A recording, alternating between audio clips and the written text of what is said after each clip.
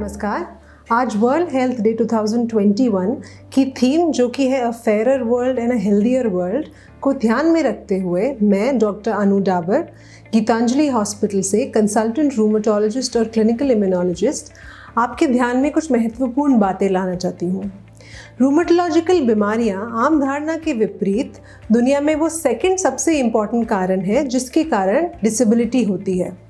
आम लोगों में ये इस बात को लेकर काफ़ी कन्फ्यूजन होता है कि रूमेटोलॉजिकल बीमारियां असल में क्या हैं। रूमेटोलॉजिकल बीमारियों को समझने के लिए हम इन्हें 3 तरह की बीमारियों में विभाजित कर सकते हैं।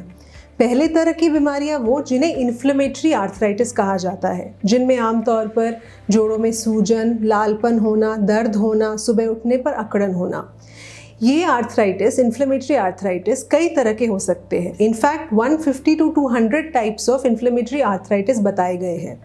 कुछ तरह के आर्थराइटिस औरतों में ज़्यादा पाए जाते हैं, कुछ आर्थराइटिस छोटे छोटे बच्चों में भी मिल सकते हैं, कुछ आर्थराइटिस उम्रदराज लोगों में यूरिक एसिड बढ़ने की वजह से भी होते हैं।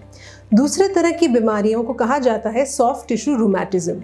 इसमें आती है वो बीमारियां जैसे कि कोहनी में दर्द होना, कमर में लंबे समय तक दर्द रहना, पूरे शरीर में दर्द, अकड़न एवं थकावट रहना।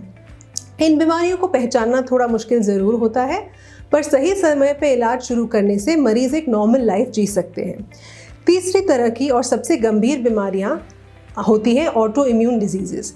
ये वो बीमारियां हैं जहां शरीर की इन्फेक्शन से लड़ने की जो प्रतिरोधक शक्ति है वो हमें इन्फेक्शन और एलर्जी से बचाने के बजाय शरीर के अपने ही अंगों को नुकसान पहुंचाने लगती है। ये बीमारियां शरीर के किसी भी ऑर्गन को अफेक्ट कर सकती हैं, स्किन, हेयर, लंग, किडनीज, गुर्दा, यानी कि ऑलमोस्ट हर बॉडी पार्ट। इन बीमारियों के लक्षण कुछ आम लक्षण हैं: लंबा बुखार रहना, मुंह में छाले होना, वज़न कम होना, बार बार धूप में जाने पर चेहरे पे चकत्ते पड़ना, अचानक से किडनी फेलियर हो जाना, छोटी उम्र में लकवा होना या हार्ट की तकलीफ होना, बार बार शरीर में खून के कत्थे जमना, प्रेग्नेंट औरतों में अनएक्सप्लेन्ड प्रेगनेंसी लॉसेस या फिर बार बार गर्भपात होना।